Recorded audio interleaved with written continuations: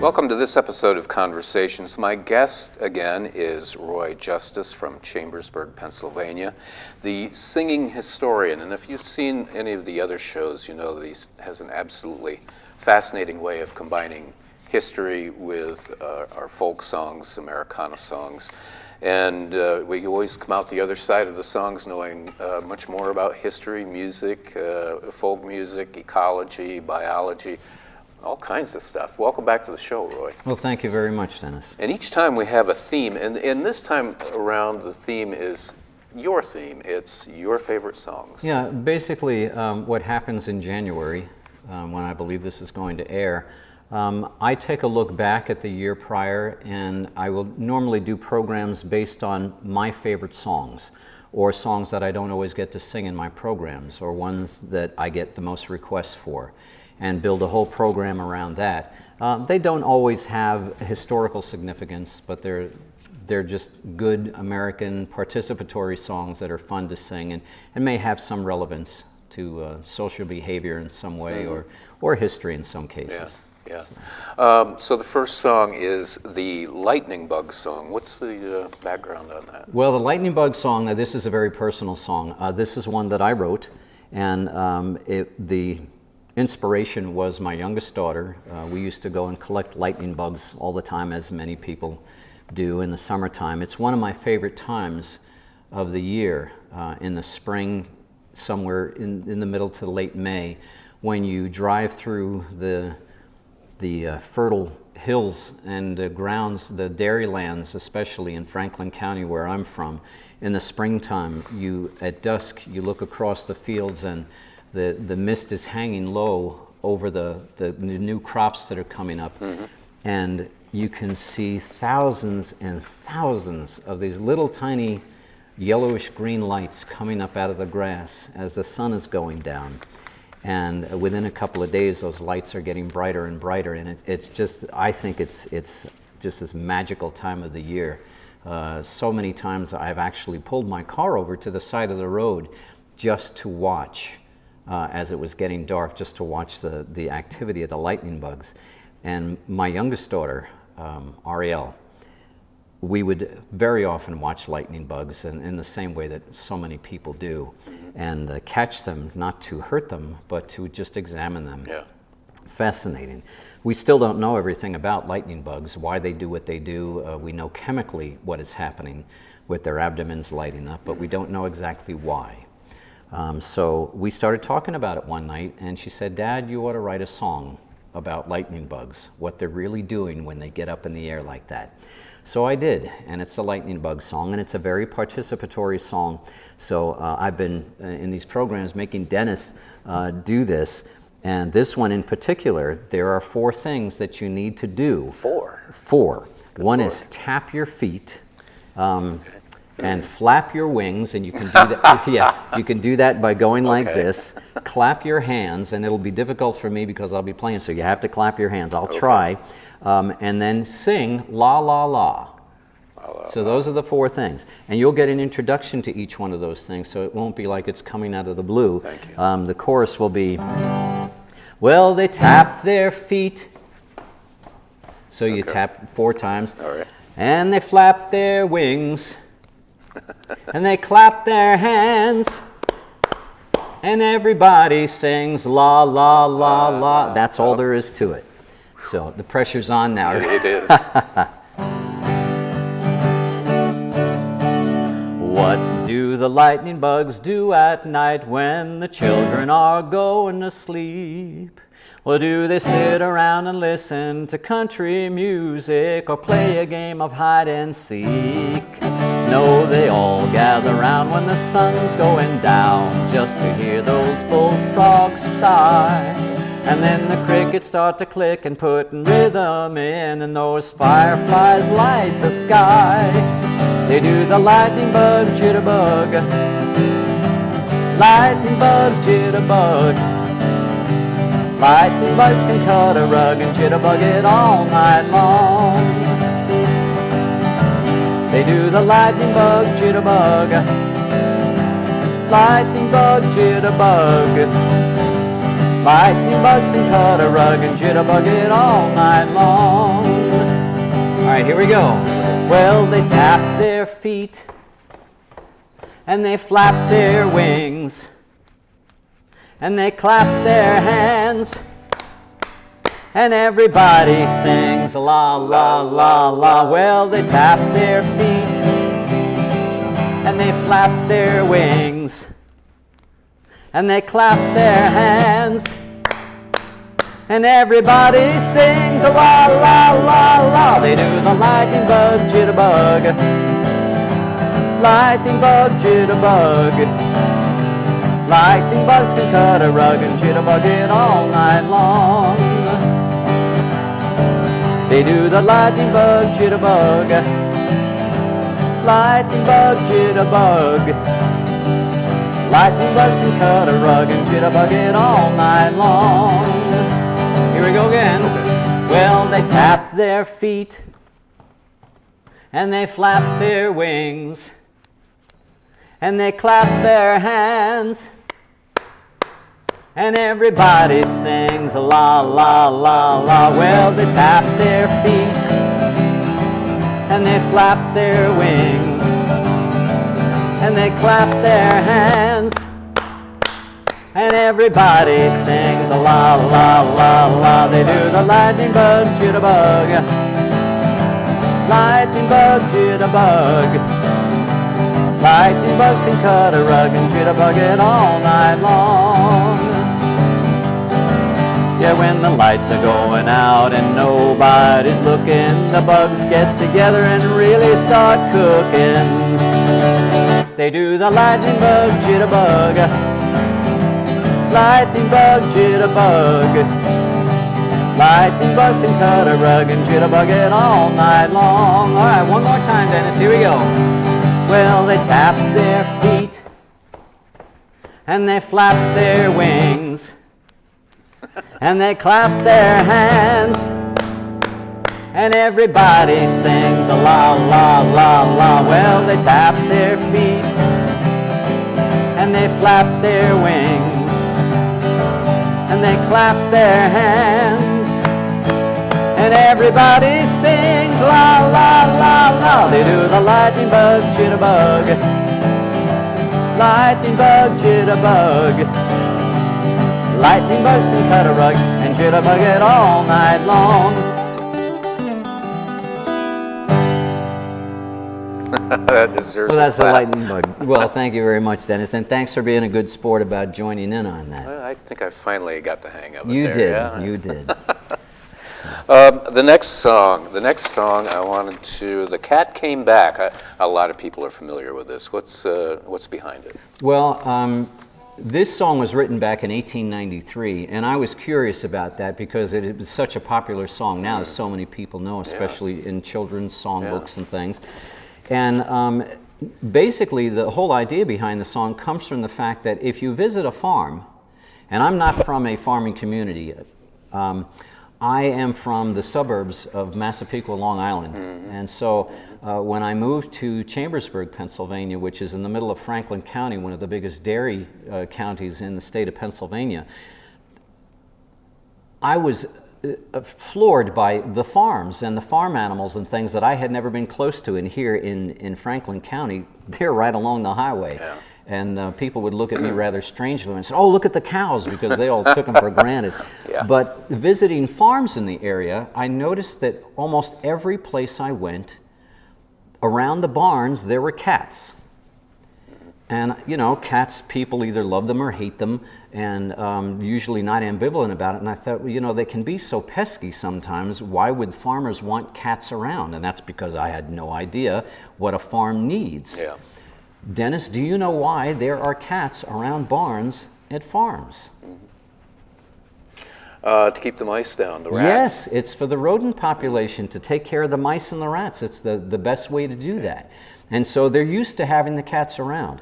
But if you know about cats, some of them are very, very affectionate, and some will, you know, wouldn't give you the time of day. They're very independent, which is one of the reasons why people aren't always enamored with them. Right.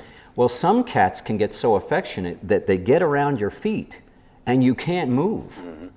And the farmers sometimes had these cats that actually became a nuisance because they wanted so much affection.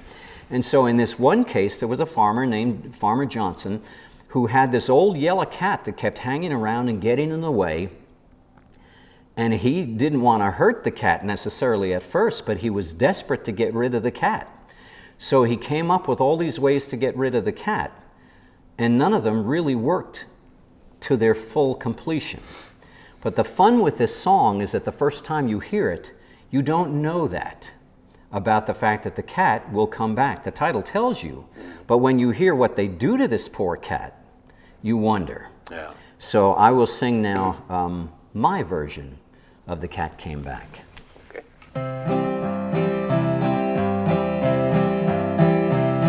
Well, old Farmer Johnson had troubles all his own. He had an old yellow cat that wouldn't leave home. He tried everything he could to get the cat to stay away, even took him up to Canada and told him for to stay. But the cat came back the very next day. They thought he was a goner, but the cat came back 'cause he wouldn't stay away. Well, he gave the boys $1 for to set the cat afloat, so they took him up the river in a sack in a boat.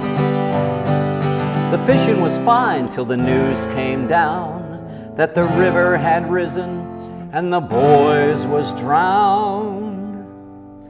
But the cat came back the very next day. They thought he was a goner, but the cat came back 'cause he wouldn't stay away.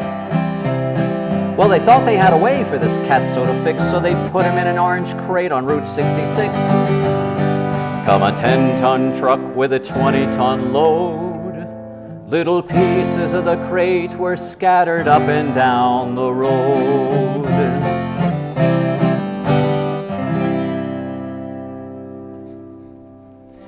But the cat came back the very next day. They thought he was a goner, but the cat came back 'cause he wouldn't stay away. Well, the farmer on the corner said he'd shoot him on sight, so he loaded up his gun with rocks and dynamite. The gun went off, was heard all over town.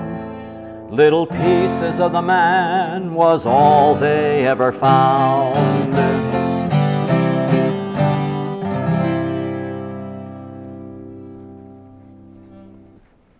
But the cat came back the very next day. They thought he was a goner, but the cat came back 'cause he wouldn't stay away.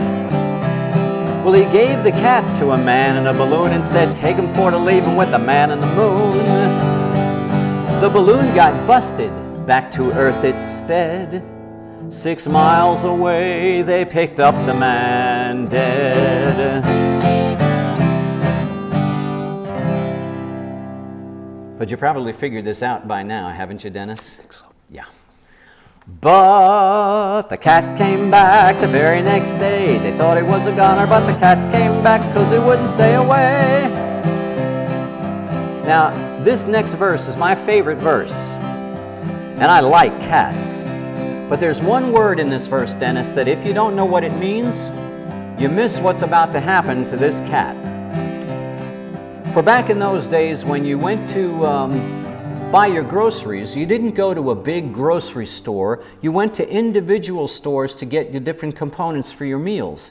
You went to the fruit and vegetable stand to get those, and if you wanted meat, you went to a butcher. And the butcher, he was in an independent store all by himself, and you went in and you said, Mr. Butcher, can I have 2 pounds of chopped meat, please? And he would take a scrap of this meat and a scrap of that meat, and he would gather it all together and start to put it into the top of a machine that he had behind him. It was a meat grinder. Now, the top of that meat grinder was shaped like a trumpet bell, small at the bottom and got bigger at top. That is known as a hopper. Now, there are lots of other definitions for hoppers too, but they're all a funnel-shaped instrument that leads down into the middle of another machine. The hopper is where the man put the meat. The butcher puts the meat into the hopper, and he takes a wooden plunger and starts to push the meat down into the middle of the meat grinder that's underneath the hopper. Once the meat is inside, he starts to turn a crank on the side of the meat grinder, which sets into motion a whole bunch of razor blades and knives inside that shred that meat and turn it into mush. He then takes the same wooden plunger and pushes it in the side of the machine, pushing the meat out the other end through what looks like the end of one of those big old watering can openings with the big holes in it. So when the meat comes out, it looks like worms made out of meat. Yeah. He has this in his hand. He twists the package into a circle. He ties it up in either oil paper or some kind of brown paper, ties it up with a string and hands it to you and says, here's your 2 pounds of chopped meat. Now I want you to remember the hopper because it figures prominently in the next verse. Well, they took him to the place where the meat was ground, and they threw him in the hopper when the butcher wasn't round. The cat disappeared with a blood-curdling shriek, and the town's meat all tasted furry for a week.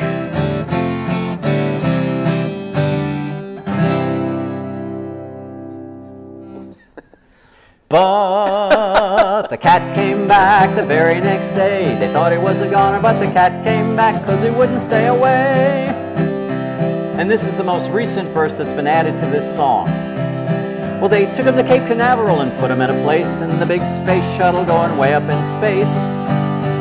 They finally thought this cat was out of human reach. Next day they got a phone call from Miami Beach. And guess what it said? The cat came back the very next day. They thought he was a goner, but the cat came back 'cause he wouldn't stay away.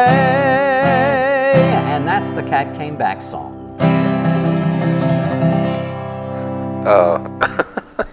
That's great.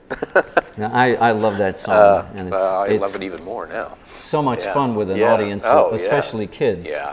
And if my timing is right, after each verse, they all think the song is over, but the song just keeps going. Yeah. Like a cat. Yeah, like a cat with 9 lives. Yeah. Well, you made me feel like a kid again. I am familiar with this next song because I used to listen to it growing up, and I loved it so much. At one point, I memorized it and, of course, forgot it. So I was very surprised when I heard you in performance to hear this song because it's forgotten. It was a novelty song at one point, and it's got a great story to it the way you told it. Yeah. The song is I'm My Own Grandpa, and it was written back in 1946 by 2 songwriters, Jaffe and Latham, and it became a big hit for about a year and a half. Yeah. And then for some reason, I don't know whether it was because it was very difficult to learn or people didn't want to just bother with the complexity of it, but it stopped being sung for quite a while. And then in the 1970s, I happened to hear it again, or hear it for me for the first time at a canal festival in Easton, Pennsylvania.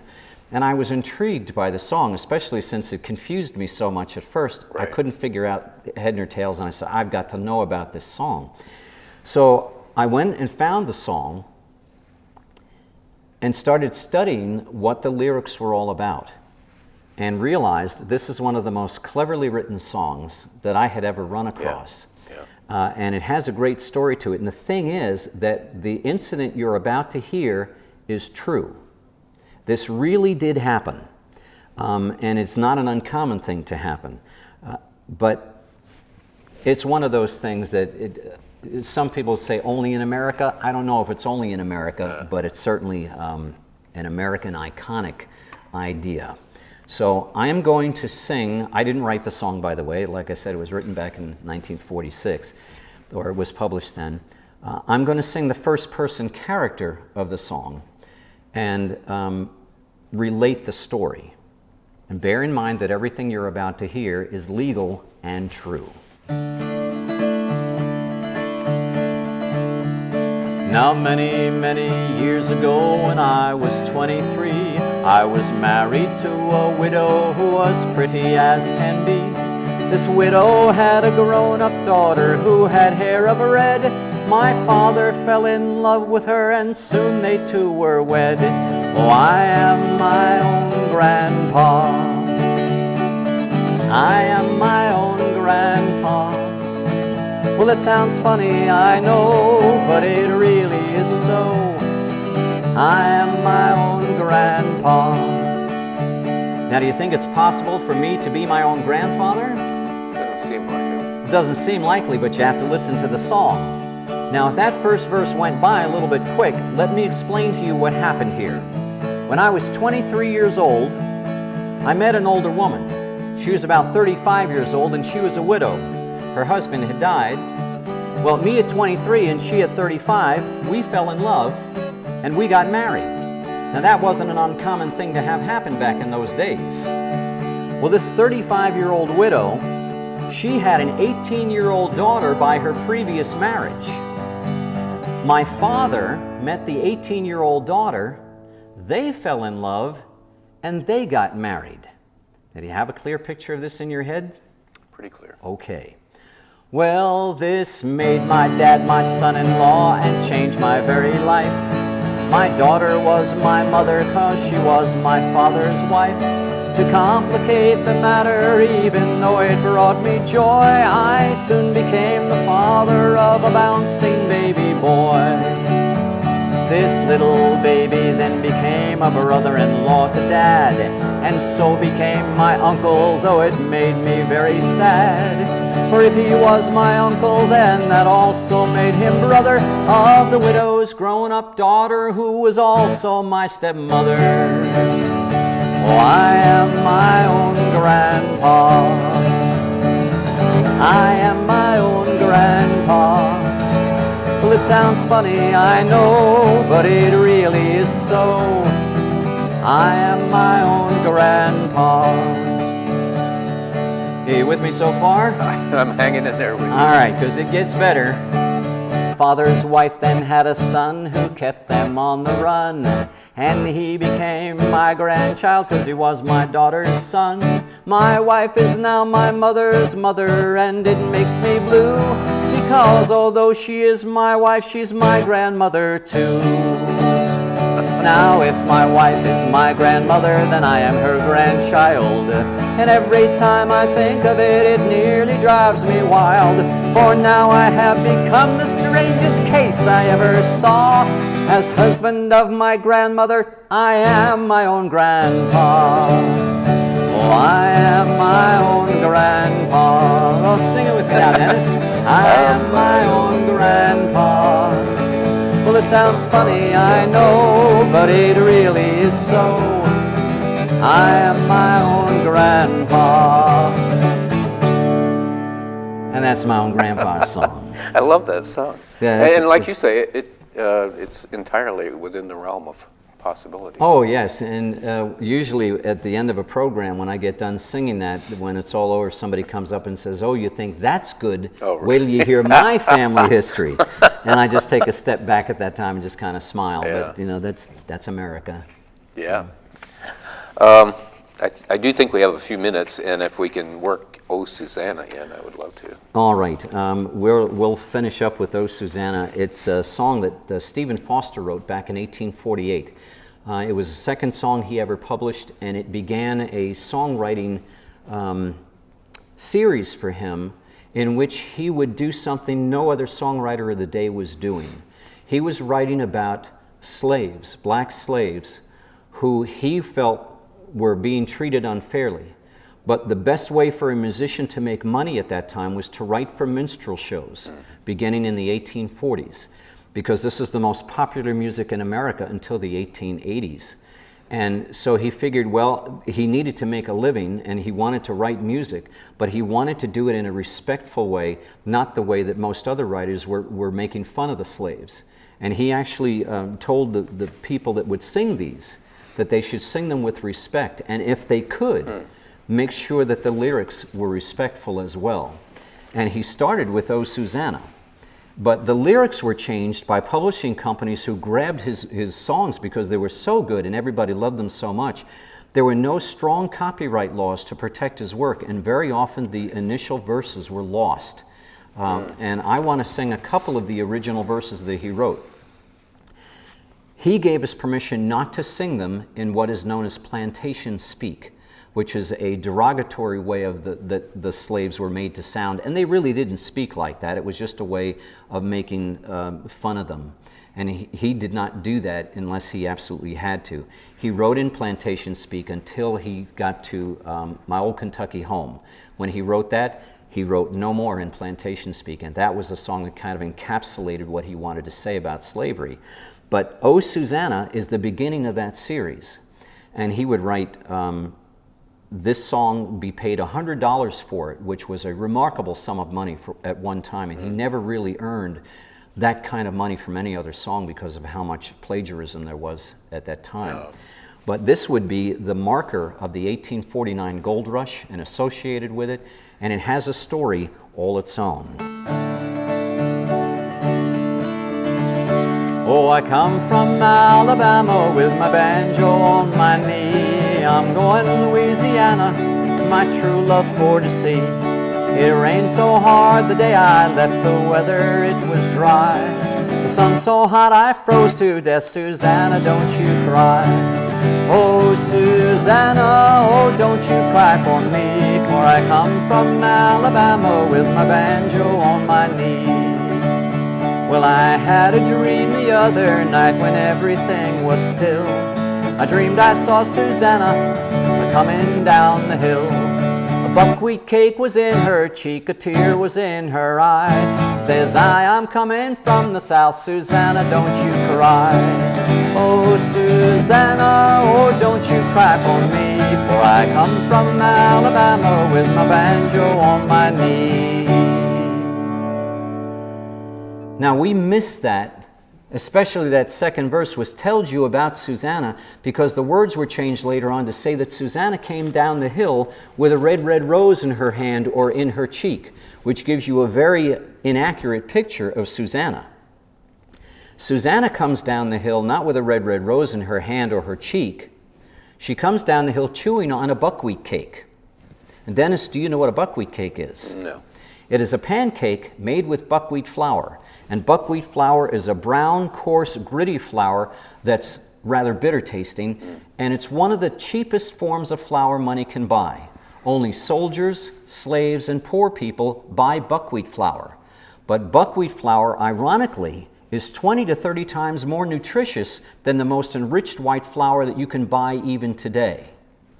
And so the poor people, slaves, and soldiers were actually eating healthier than the folks who were spending more on more refined white flour and gaining weight as a result of it. And they did most of the hard work. So right away, if she comes down the hill chewing on a buckwheat cake, what do you think that tells you about Susanna? She's a slave. She's a slave, a black slave, and poor. What else does it tell you about Susanna?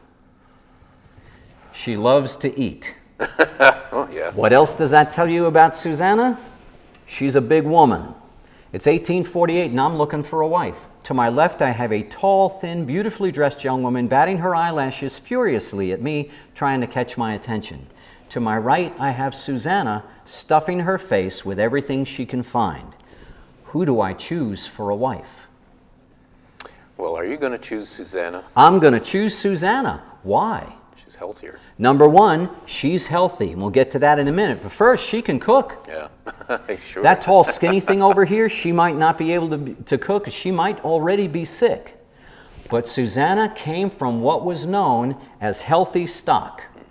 Now, if you go up to a woman today and say, hey, you look like you come from a healthy stock, you'd better be wearing a helmet. Yeah. Because you're going to get knocked upside the head real quick. We don't think of it in the same way that they did back then.